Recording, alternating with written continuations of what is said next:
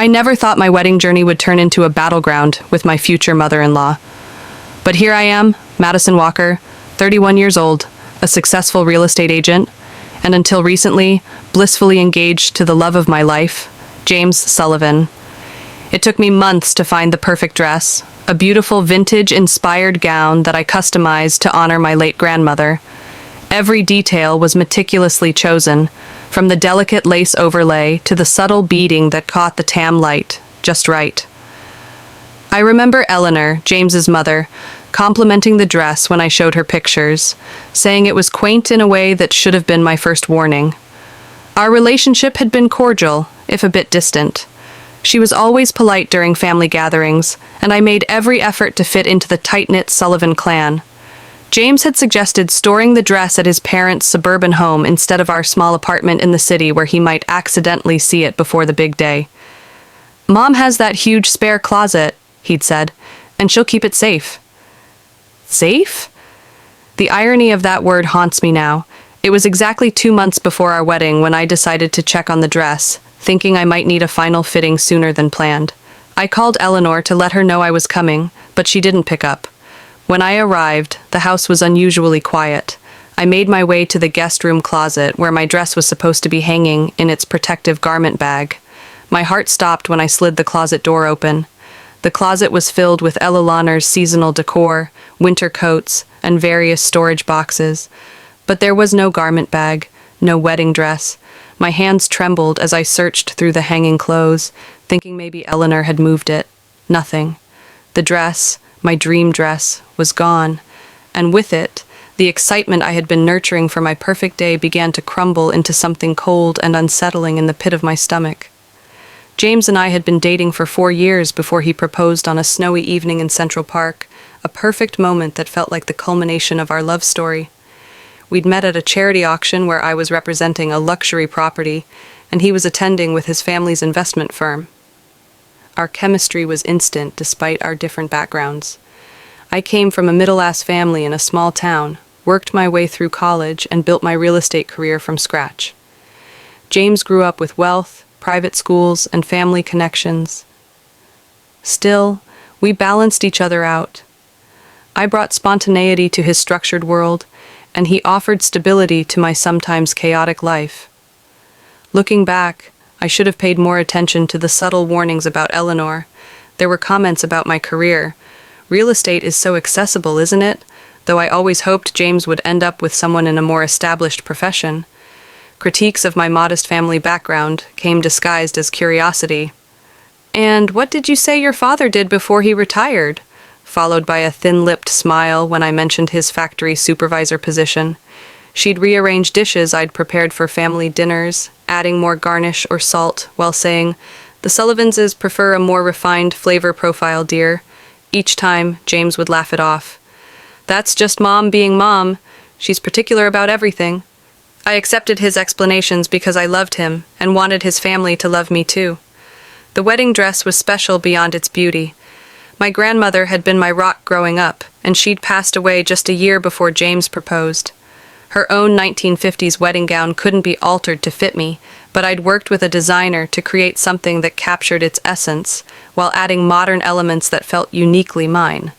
6 months of planning, 3 fittings, countless hours poring over lace samples and beading patterns. It wasn't just a dress, but a connection to the woman who had shaped me. As I stood in Eleanor's guest room closet, my missing dress creating a void that seemed to expand with each passing second, I pulled out my phone with shaking hands and called Eleanor again. This time, she answered, her voice overly cheerful. "Madison, darling, is everything all right?" When I asked about the dress, her response was vague, evasive. "Oh, that. Well, there's been a slight change of plans with the dress. Perhaps we should discuss this when James is back from his trip. I'm sure we can sort everything out." Her casual tone about something so important sent chills through me. Something was very wrong, and I was about to discover just how calculating my future mother-in-law could be. I couldn't wait for James to return from his business trip in 3 days. This needed to be addressed immediately. "Eleanor, I'm already at your house, and my wedding dress isn't where it should be. I need to know where it is right now." My voice was firmer than I'd ever used with her before, and the silence on the other end was telling. "I'm actually stepping into a lunch appointment, dear. Let's talk later," she replied and hung up abruptly. I stood in her immaculate home, anger and anxiety building in equal measure. Instead of leaving, I decided to look around, thinking perhaps she'd moved the dress to her bedroom closet or another storage area.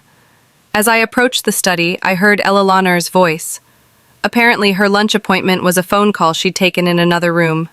"Yes, Rebecca, the alterations should be done by next week." The seamstress said the bodice needed to be taken in significantly. "Madison is quite small-chested compared to you." My heart nearly stopped as I realized she was talking to James's sister about my dress. Without thinking, I pushed the door open. Eleanor's eyes widened in shock, her perfectly manicured hand still holding the phone to her ear. "I'll call you back," she murmured before ending the call. "Madison, I thought you'd left." The confrontation that followed revealed the ugly truth in painful increments. First came the denials. The dress was being cleaned. It was being safely stored elsewhere. Then, as I stood my ground, insisting on knowing the truth, the excuses. Rebecca had fallen in love with the dress when she saw the pictures. It suited her coloring better. The style was actually perfect for her upcoming engagement party. Finally, when I refused to accept any of her justifications, the brutal honesty emerged.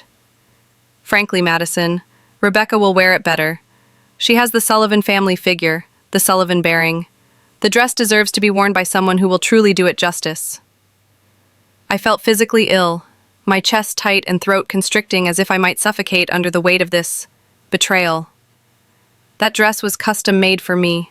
It represents my grandmother, my family traditions, I managed to say, my voice barely above a whisper. Ella Launer waved her hand dismissively. "We'll get you another dress, something more suited to your background. Rebecca is family, Madison. You're still earning your place." I wanted to scream to demand she return what was rightfully mine, but James was unreachable on his international flight, and I suddenly felt very alone in the Sullivan world. My hands were shaking so badly I could barely grab my purse, tears blurring my vision as I stammered. "James will hear about this." Ella Launer's response haunts me still. James understands family loyalty. I'm sure he'll see this was for the best. I drove away from Ella Launer's house in a state of shock, tears streaming down my face, betrayed not just by Ella Launer, but by James's absence when I needed him most, wondering if I truly knew the family I was about to join, and if my fiancé would actually stand by me when he returned. James returned 3 days later, and I met him at our apartment with swollen eyes and a broken heart. "Babe, what happened?" "You sounded terrible on the phone," he said, dropping his suitcase to wrap me in his arms. I poured everything out. The missing dress, his mother's admission, the cruel comments about my body and background, how the dress that honored my grandmother was now being altered for his sister. I expected outrage on my behalf, promises to make it right. Instead, his response left me cold. Mom mentioned something about a dress situation, but I thought she was exaggerating. "Look, I know you love that dress, but isn't this something we can work around? It's only fabric, right? We can find you something even better." Only fabric. Those words cut deeper than any insult Eleanor had thrown my way. "It's not just fabric, James. It represented my connection to my grandmother. Your mother deliberately took something precious to me and gave it to your sister because she decided Rebecca deserved it more. Can't you see how wrong that is?" What followed was our worst argument to date. James, caught between his fiancée and his mother, tried to minimize the situation rather than address the actual problem. "Mom's always been particular about family traditions. Maybe she didn't realize how important the dress was to you." When I pointed out that I'd explicitly explained its significance multiple times, he shifted to defense. "You know how she gets about Rebecca. Ever since Dad died, she's been extra protective of her. Can't we just move past this for me?" His inability to stand up to his mother revealed a weakness I'd never noticed before, one that made me question our future together. My best friend Zoe became my sanctuary during this time. "This isn't about a dress anymore, Mads," she said over emergency margaritas at our favorite bar. "This is about respect and boundaries. If James won't establish them now, he never will." Meanwhile, Eleanor was busy controlling the narrative within the Sullivan family. James's cousins, aunts, and uncles began treating me differently at a family dinner the following weekend. I overheard his Aunt Martha whispering, "Eleanor says she's making such a fuss over a dress, so materialistic, not understanding of family traditions at all." Eleanor had successfully painted me as the villain, the outsider who didn't respect Sullivan ways while she was the matriarch preserving family legacy. The final blow came when Zoe sent me a screenshot from Rebecca's private Instagram account that a mutual friend had forwarded. There was my dress, my creation being pinned and Wylenar tucked on Rebecca's body, the caption reading, "Alterations for the big day. Thanks, Mom, for finding me the perfect dress. Blessed Akshat Sullivan tradition." The alteration process had already begun, destroying any hope of getting my dress back intact.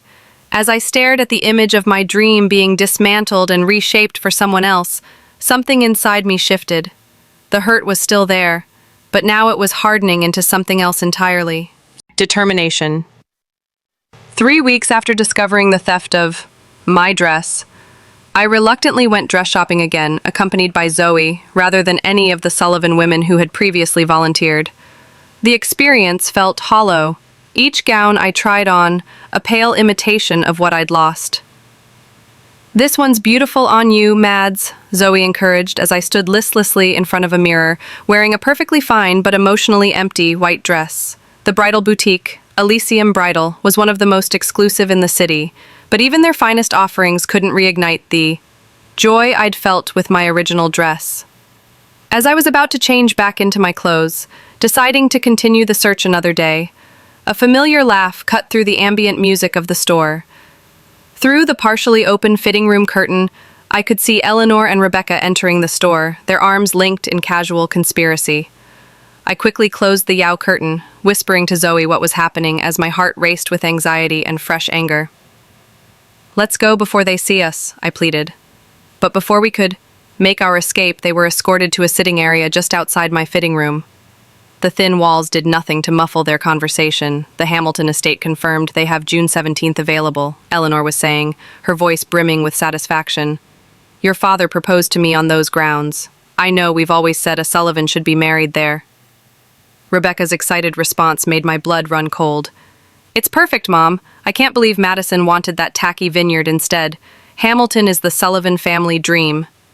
Venue. Eleanor's reply was the final twist of the knife.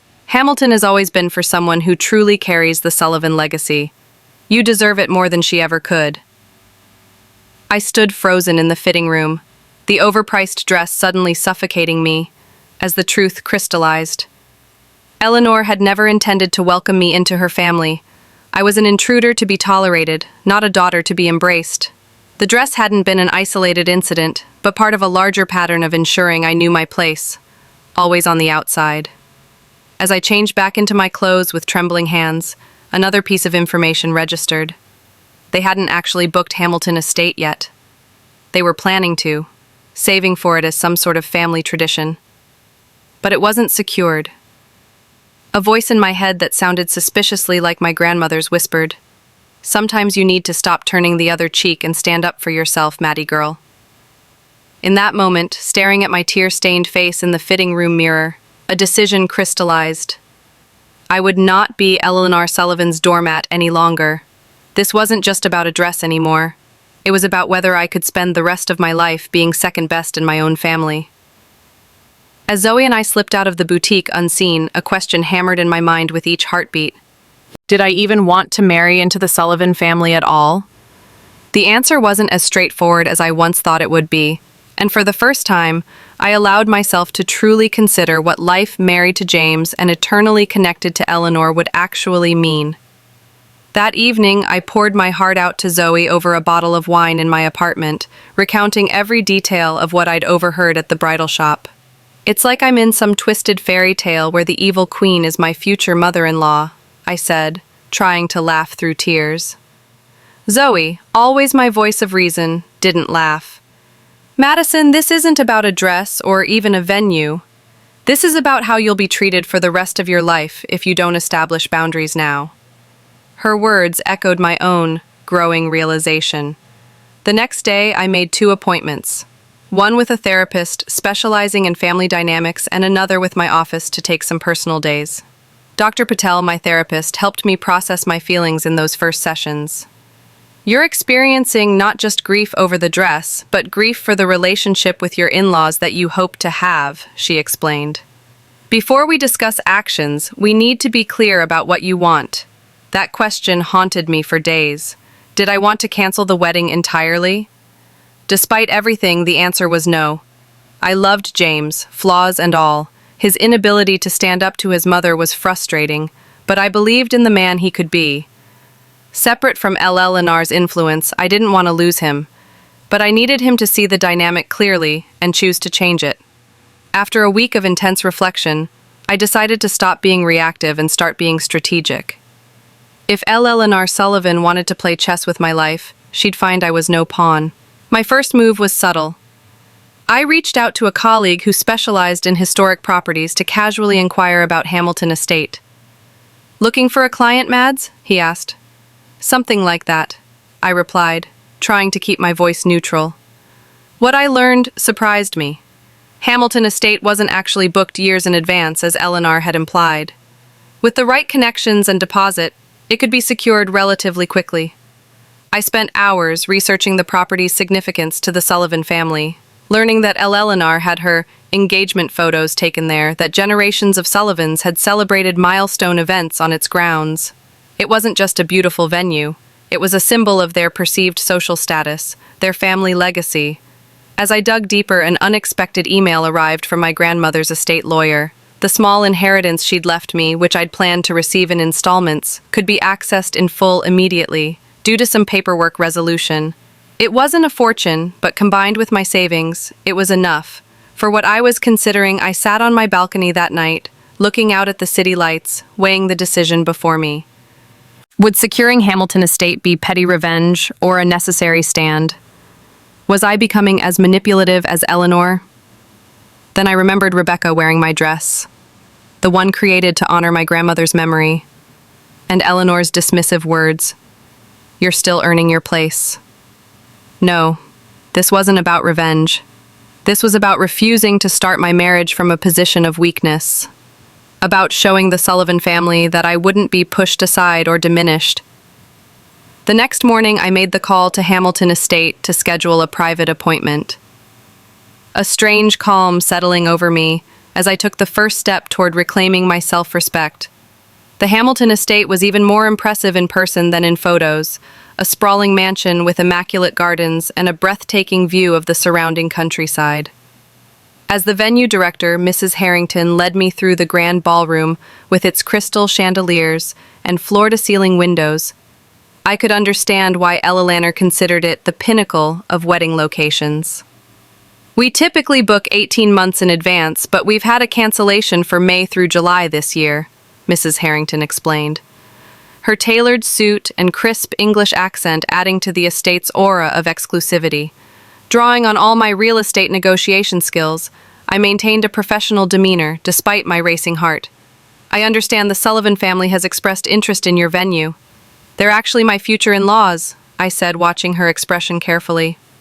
Yes. Eleanor Sullivan has toured several times.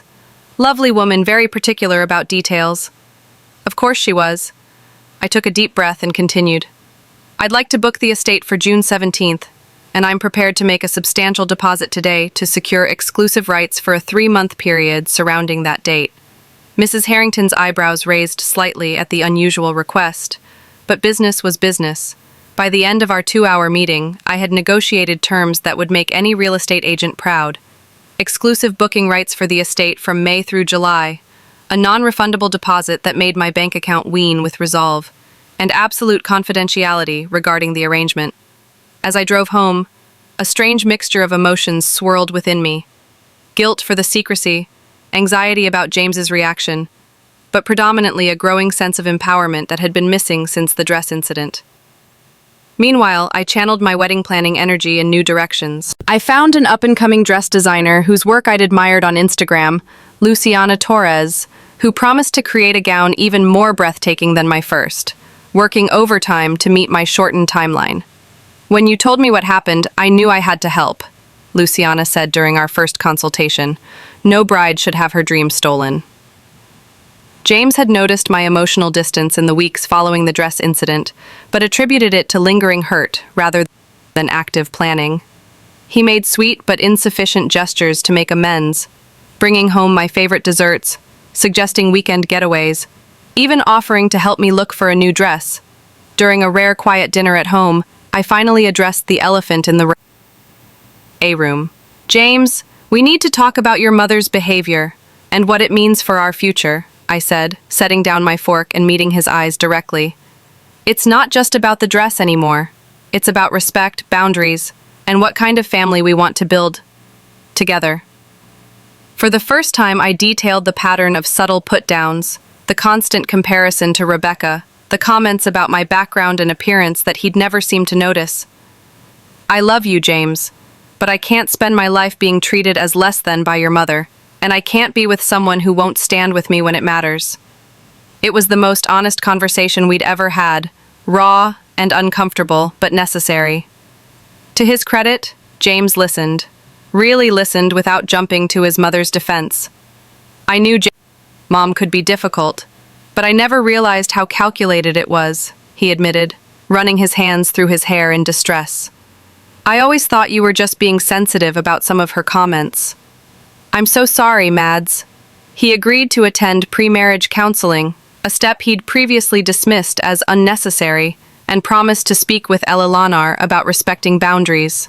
I believed his intentions were genuine, even if his follow-through remained to be seen. 2 days later, as James was in the shower, his phone pinged with an email notification. I normally wouldn't look, but the subject line caught my eye. Hamilton Estate booking confirmation. My own confirmation had arrived, making the plan officially in motion. There was no turning back now. The evening of Eleanor's formal engagement announcement party for Rebecca arrived with perfect dramatic timing, just 3 days after I'd received final confirmation that Hamilton Estate was secured in my name. The Sullivan family home was decorated, lavishly crystal glasses catching the light as servers circulated with champagne and hors d'oeuvres. Eleanor had seated James and me at the far end of the table, away from the immediate family members clustered around Rebecca and her fiancé, Chad. I wore a sleek black dress that made me feel armored for battle, though outwardly I maintained a pleasant smile as Eleanor tapped her glass for attention. "We're so blessed to celebrate Rebecca and Chad's journey toward marriage," she announced, her voice warm with genuine affection I'd never heard directed at me. "And we're thrilled to share that we've almost finalized arrangements for the perfect venue. The Hamilton Estate, where Sullivan family history runs deep, will be the setting for Rebecca's dream wedding this summer." Murmurs of approval circulated the table as various aunts and uncles nodded appreciatively. Rebecca beamed, adding, "We're just waiting for the final paperwork, but Mom's connections have practically guaranteed it'll be ours for June 17th. I felt James glance at me, clearly Riccier noting my sudden, intense focus on my water glass. I told him nothing about Hamilton, knowing this confrontation needed to happen organically. Throughout dinner, Eleanor and Rebecca discussed wedding plans in excruciating detail, from the imported flowers to the custom-designed table settings. The Hamilton ballroom will look magnificent with the Sullivan family silver candelabras, Eleanor mused, speaking directly to Rebecca's future mother-in-law while pointedly ignoring me. Our family has always envisioned celebrating our most significant moments there. I remained quiet, picking at my roasted salmon and mentally rehearsing what would inevitably come. After dessert, as guests moved to the living room for coffee, James cornered me in the hallway, his expression troubled. "What's going on with you? You've barely said 2 words all night, and you practically flinched every time Mom mentioned Hamilton Estate." The moment of truth had arrived sooner than I'd anticipated. Taking a deep breath, I met James's eyes and spoke quietly but firmly. "Hamilton Estate is already booked for the entire summer. I know because I booked it." The shock on his face would have been comical in any other situation. "You did what?" he hissed, pulling me into Eleanor's empty study for privacy. "Why would you do that? How could you do that to my sister?" The argument that followed was intense but hushed, neither of us wanting to create a scene at the party. James accused me of being vindictive, of stooping to his mother's level. I laid out every slightly manipulation, every slight, every instance where he'd failed to defend me, culminating in the wedding dress theft. "Your mother took something irreplaceable from me, something with deep personal meaning, and gave it to Rebecca because she decided your sister deserved it more. She's been telling me I don't belong in your family since the day we got engaged. This isn't about revenge, James. This is about finally standing up for myself when no one else would. The hurt and confusion on his face nearly broke my resolve, but years of accumulated pain had finally found their voice. I need some time to think, he said eventually, his voice strained. This isn't the woman I thought I was marrying. He left the study without looking back, and I heard the front door close moments later. I sat alone in Eleanor's impeccable study, surrounded by framed Sullivan family photos in which I appeared in none, wondering if I'd just destroyed my relationship in my attempt to save my dignity. I drove home alone that night, fully expecting to find James waiting, but our apartment remained empty until morning. I'd barely slept when my phone rang at 7 a.m. Eleanor, her voice trembling with barely contained fury. Madison, the estate manager, just called me. She says Hamilton is booked for the entire summer by someone else. Someone with your name. The confrontation I'd imagined for weeks was finally happening, but instead of satisfaction, I felt strangely calm. Yes, Eleanor, it is. I booked it weeks ago. Her gasp was audible. Why would you do such a spiteful thing? This is Rebecca's dream venue. This is a Sullivan family tradition. The perfect opening had been handed to me, like my wedding dress was my tradition. The one, custom-made to honor my grandmother, that you gave to Rebecca because she would wear it better. The silence on the other end spoke volumes. When Eleanor finally responded, her voice had dropped to a dangerous softness. James will never forgive you for this. He understands the importance of family loyalty. I was formulating my response when I heard the apartment door open. James had returned, his expression unreadable as he set his keys on the counter. I need to go, Eleanor, I said simply, and ended the call before she could protest. The moment of truth had arrived. Eleanor says not just about Hamilton Estate or a wedding dress, but about the future of our relationship and what kind of man James Sullivan truly was. James stood in our kitchen looking exhausted, his usually immaculate appearance rumpled from what had clearly been a sleepless night. I drove around for hours, then crashed at Ethan's place, he explained, referring to his college roommate. I needed to think without anyone's influence. The silence between us felt heavy, with the weight of decisions that would determine our future. Finally, he spoke words I never expected to hear. I'm sorry, Madison. I'm so sorry I didn't see what was happening. I've been making excuses for my mother my entire life, telling myself she means well even when her actions hurt people I care about. He walked over and took my hands, his voice thick with emotion. What she did with your dress was inexcusable, and my response was even worse. I dismissed something precious to you as just fabric because it was easier than confronting her. For the first time, I saw James clearly. Not just the man I loved, but also the son who'd been conditioned to prioritize his mother's feelings above all else.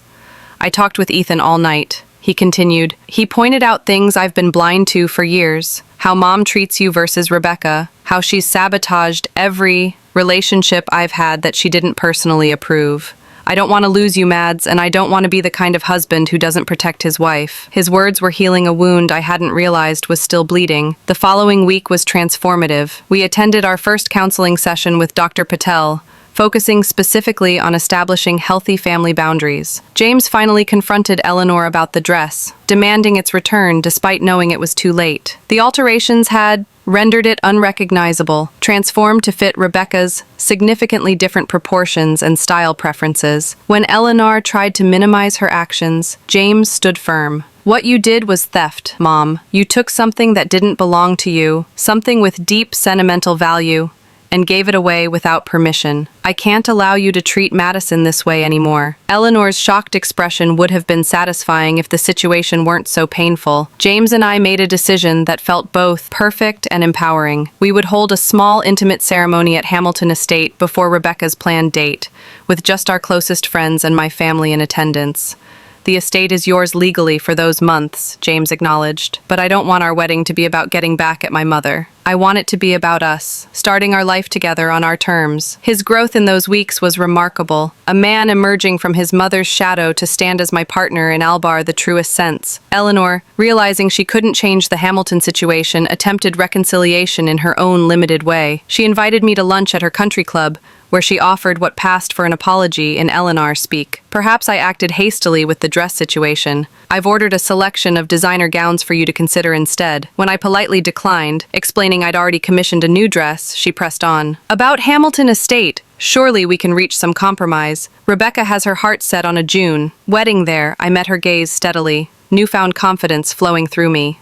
James and I will be having a small ceremony there on June 1st. After that, we'd be happy to include Rebecca's wedding in our booking as our gift to her.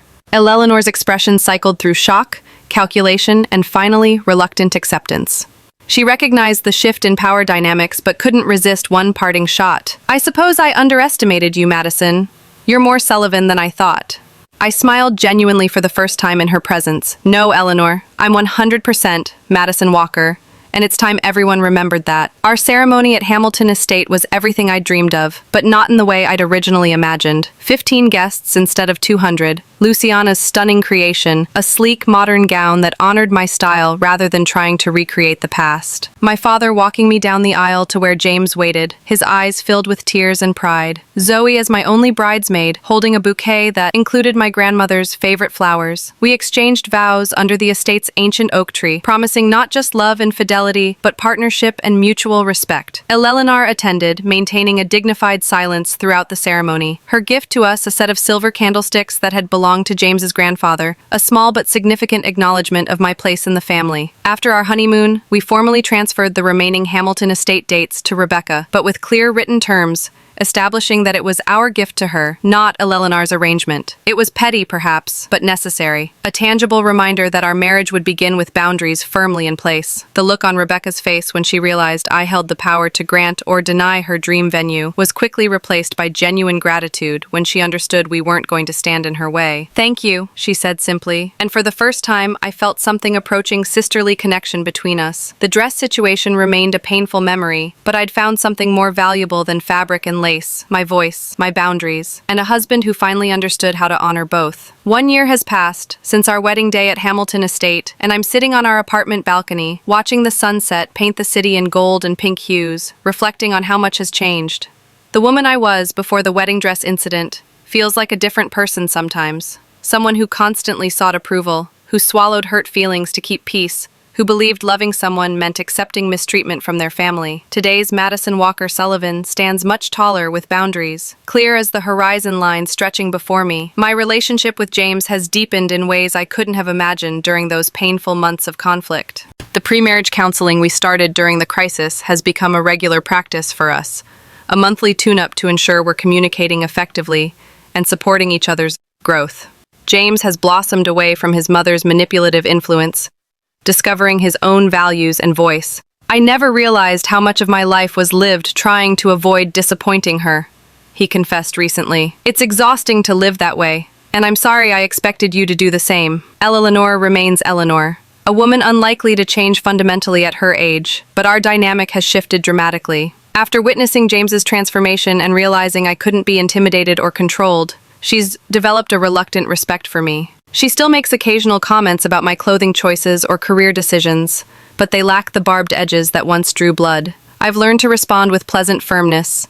Thank you for your input, Eleanor, but we're happy with our decision. The wedding dress incident taught me that forgiveness doesn't require forgetting. I've forgiven Eleanor, not for her sake, but for mine. Carrying bitterness would only poison my own happiness. Yet forgiveness doesn't mean unlimited access or influence in our lives. We maintain healthy distance, limiting visits to major holidays and family events, always with clear boundaries and exit strategies. James supports these boundaries without question, now understanding they protect our marriage rather than threatening his relationship with his mother. Rebecca and I have developed an unexpected, friendly relationship built on the foundation of mutual respect that formed after the Hamilton Estate resolution. She confided recently that she'd never wanted my dress in the first place. It was Eleanor who convinced her she deserved it, playing on insecurities Rebecca had about her own engagement. Mom has always pitted us against each other, she admitted during a rare sister-in-law lunch. I'm sorry I participated in that. This spring brought joyful news. James and I are expecting our first child, a development that has intensified our commitment to maintaining healthy family boundaries. We've already had frank discussions about Eleanor's future role as grandmother, establishing guidelines before the baby arrives. Our child will never be used as a pawn or compared to cousins, James stated firmly during a difficult but necessary conversation with his mother. Every grandparent in their life will respect our parenting decisions or their access will be limited. In a surprising twist of fate, I found myself mentoring other women navigating difficult in-law relationships. It began with a colleague's tearful confession about her future mother-in-law's interference and spread through word of mouth until I started a monthly support group that meets at a local cafe. You helped me find my voice, one woman told me last month after successfully establishing boundaries with her husband's overbearing family. I never thought I could stand up for myself without losing my relationship. I kept a small square of fabric from my original wedding dress, a piece the seamstress had removed during Rebecca's alterations, and thoughtfully saved for me. It sits framed on my bedside table, not as a reminder of what I lost, but as a symbol of what I gained. The last month, the strength to advocate for myself, the wisdom to recognize when relationships are unhealthy, and the courage to establish boundaries even when it's frightening. Perhaps the most important lesson from my journey is that true love requires truth. James and I had to face uncomfortable realities about his family dynamics, my conflict avoidance tendencies, and what kind of marriage we wanted to build. Only by confronting these truths head-on could we create something authentic and strong enough to withstand future challenges. If you've ever found yourself diminished by someone else's agenda, questioned your worth because of another's criticism, or swallowed your needs to keep peace, know that you deserve better. Standing up for yourself isn't selfish. It's necessary for genuine relationships to flourish. Your voice matters. Your boundaries deserve respect. And sometimes the most loving thing you can do for yourself and others is to say, "This is not acceptable to me." Thank you for joining me on this journey of self-discovery and growth. I'd love to hear about your own experiences with difficult family dynamics and how you navigated them. Have you ever had to establish tough boundaries with in-laws or family members? What helped you find your voice in challenging relationships? Please share your stories in the comments below, and don't forget to subscribe for more real-life journeys. Outdated a possible receive of transformation? Remember, the path to self-respect may begin with a painful moment, like losing a treasured wedding dress, but it can lead to gaining something far more valuable, the unshakable knowledge of your own worth.